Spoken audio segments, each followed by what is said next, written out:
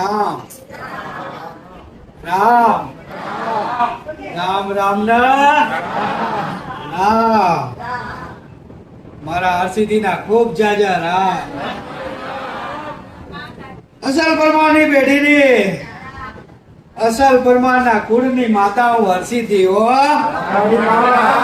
એવા મારા વાલા ભક્તોને મારા હરસિદ્ધિના ખૂબ જાજા રામ છે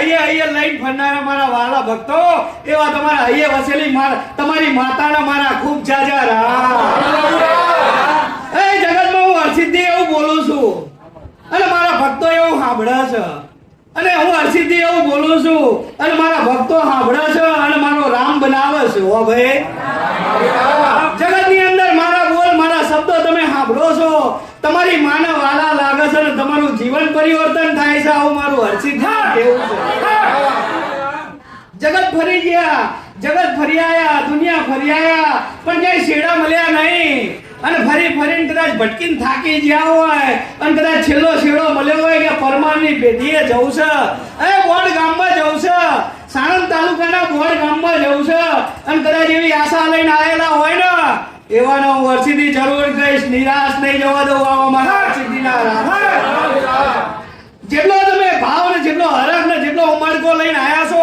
એટલો ઉમળકો લઈને કાર્ય કરવા વાળી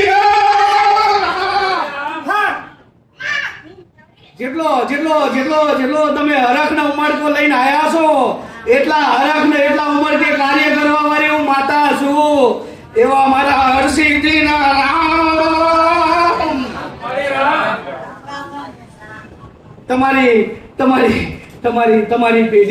તમારી પેઢી શું કરતી હતી તમારી પેઢીમાં શું બન્યું હતું મારા એકેય ભાવિકને ખબર નહીં આજ કદાચ તમારી પેઢીઓ જાણવા આવ્યા છો તમારી પેઢીઓના બાપ દાદાના કદાચ ગુના જાણવા આવ્યા છો તમારા બાપ દાદાની ભૂલો જાણવા આવ્યા છો તો જરૂર ભૂલો અને તમારા બાપ દાદાના ગુના જરૂર કહીશો હા ખૂબ જાજા રામ ભલે એટલે જે હરખ કરીને જેટલો હરખ કરીને આયા છો એટલી હરખમાં હું માતા છું ભાઈ એટલે કદાચ વિડીયો જોઈને સંકોચ કરતા હોય અને મનની અંદર મનોમંથન થતું હોય કે માં હે માં તારા દર્શને અમે ચાણાઈએ છું તો જ્યારે તારી કુળની માતા કદાચ સામે ભક્તિ કરી જોજે ગાડા તારો હુકમ રવિવારે ના બનાવતો ગાડાઓ જગતમાં હું માતા નાખ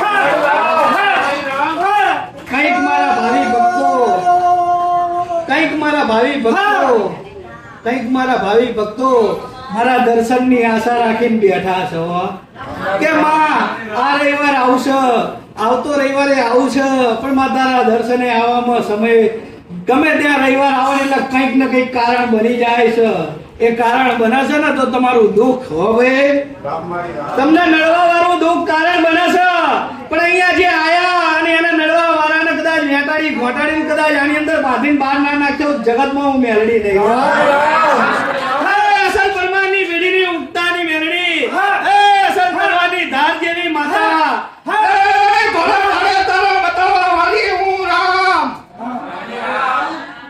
એટલે અમારા ભાવિ ભક્તનો હૈયાનો હેત છું મારા વાલા દીકરાનો હૈયાનો તાર છું એવી હું ઉગતાની મેલડી અને જેને ભરોસા કરે એના નાવડા તાર્યા છે મેં માતાએ અને જેને આદરા ભરોસા કરે એના નાવડા તાર્યા છે થોડાક વેલા મોડાય પણ એક ગાંઠમાં બાંધ્યા છે મારા આંગણામાં મેં કોઈ નિરાશ જવા દીધા નહીં મારા રામે મને સામર્થ્ય આલ્યું છે તમારા જેટલી ભક્તિ પડી છે એટલું મેં કાર્ય કરીને આલ્યું છે હો કદાચ કાલ કોઈ એમ કહેતું હોય કે નહીં બન્યું એક ભક્ત મારો એવો ને એક મારો પરચો જેને ના જોયો હોય હો જેને મારા નામની કદાચ ગુણગાન એને ગાયું હોય જો કદાચ એને મેં પ્રમાણ ના આલ્યું હોય તો જગતમાં એવો ભક્ત નહીં મારો હો તો જેને મારું નામ લીધું હોય કદાચ જો એને મેં બતાવ્યું ના હોય કે જગતની અંદર હું માતા સાક્ષાત બેઠી છું તારા ઘરે એવું સાબિત કરીને આવ્યું છે અને એવો ભાવ અને એવો ભરોસો અને એને જ ભક્તિ જગાડવા માટે જ હું માતા જાગી છું તમે ક્યાંક ખોટા ખોઈ ના જાઓ એના માટે જ હું માતા બોલું છું તમને મારા ઘર સુધીનો સાચો માર્ગ મળે, ખોટા ભટકી ના જાવ ને એટલે જ હું બેઠી છું.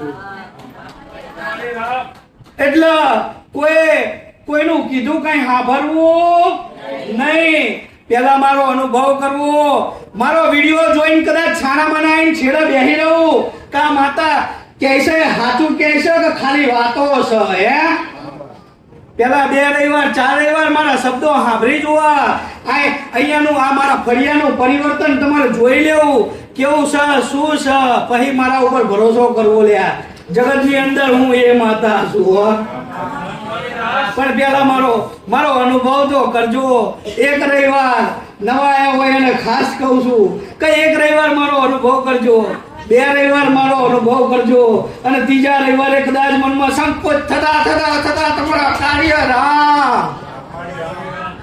એવું મારા નાથે મને સાથ આલ્યું છે, અને એ સાથ આલ્યું છે તો હારામ વાપરું છું. મારા ભાવિ ભક્તને કદાચ એક આહુડા પાડીને આવે છે તો એ આહુડા લૂસીને હું એના ઘરે મોકલું છું. એ મારા રામે સત આલ્યું છે, એ સત્કર્મમાં વાપરું છું. એટલે હરેક એવા મારા વાલા ભક્તને કોઈ દર અહીં નિરાશ જવા દઈશ નહીં. પણ એક વિશ્વાસ રાખજો, તમારું કામ થોડું મોડું થશે પણ મોડું નહીં થાય, આવું મારું મેલડીનું કેવું છે. જગતની અંદર થોડું મોડું થશે પણ શબ્દ સાંભળજો, મોડું નહીં થવા દઉં, આવું હું મેલડી બોલું છું. એટલે જગતમાં તમારા દેરે, તમારા ઘરે, તમારા મઢડામાં જે માતા બેઠી છે ને એને તમારી ઉપર 100% ભરોસો છે. બસ ભરોસો આલવાનો તમારે છે. દેવને તો તમારી ઉપર ફૂલ ભરોસો છે કે કાલ મારો દીકરો કરશે, પરમ દિવસે કરશે, 12 મહિને કરશે. પણ જ્યાં સુધી દીકરાએ સામું ના જોયું ને એટલે તમને બધાને ફરતા કર્યા, એટલે ભટકતા કર્યા. એ ભૂએ ભટકાઈ ગયા. કોઈએ કીધી ઝાપડી, કોઈએ કીધી મસાણી, કોઈએ કીધી વરગાડ, કોઈએ કીધી જોગણી, કોઈએ જોડકા કીધા કે ઝાપડી છે, મેલડી છે, બધુંય છે, પણ શેડા મળતા નહીં.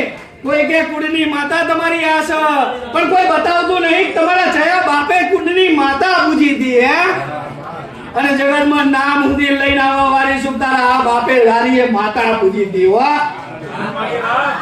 નામ લઈને તારા ઘડિયાએ આ માતા પૂજી હતી, અને તારી આ કુળની માતા છે એ તમારો ભરોસો બોલે છે. હું માતા બોલું છું, મારો રામ પાડે છે. એટલે એવો ભરોસો કદાચ આ સમયગાળાની અંદર જલ્દી મળતો નહીં. હું કાયમ કહું છું કે આજનો મનુષ્ય જન મતલબી છે કે જ્યાં સુધી મારું કાર્ય કર્યા બસ મારે બીજું કાંઈ જોતું નહીં. માટલું અટકી રહ્યું એટલું પૂરું કરી દે ને, પછી અમારે કાંઈ જોતું નહીં, બધું શાંતિ છે. પણ એટલું કાર્ય થઈ જાય ને પછી કંઈક ને કંઈક આવ્યું પૂરે, પછી કે માં હવે આવ્યું આનું શું. એટલે કહું છું કે દીકરાઓ ધીરજ રાખીને બેહો, થોડીક ધીરજ રાખો. એક કાર્ય ના માગશો, તમારી 100 પેઢીનું કાર્ય માગી લો. જે કાર્ય કરવા વાળી છે, જે કાર્યની અંદર અડચણરૂપ બને છે એ તમારી ભૂલના કારણે બને છે, તમારા બાપના ભૂલના કારણે જે કાર્યમાં અડચણ બને છે એને રાજી કરી લો. જગતની અંદર તમારા કોઈ કાર્ય અધૂરા નહીં રહે. મારું મેલડીનું કેવું છે. અને આર્યો બોલવા આવીશું રામ. હરેક મારા ભાવિ ભક્તના હૈયે વસેલી હું માતા છું. જેને હા જવા રટણ કર્યું છે ને મેલડી, એ જેને મારા રામનું રટણ કર્યું છે ને રામ એના હૈયે વસેલી હું માતા છું. એના હૈયે વસેલી હું માતા છું. એટલે હરેકના એવા સારા સપના, હરેકના અંદર સારું કરવાની ભાવના હશે એવાના હરેકના સપના સફળ થશે. આવા મારા મેલડીના આશીર્વાદ છે.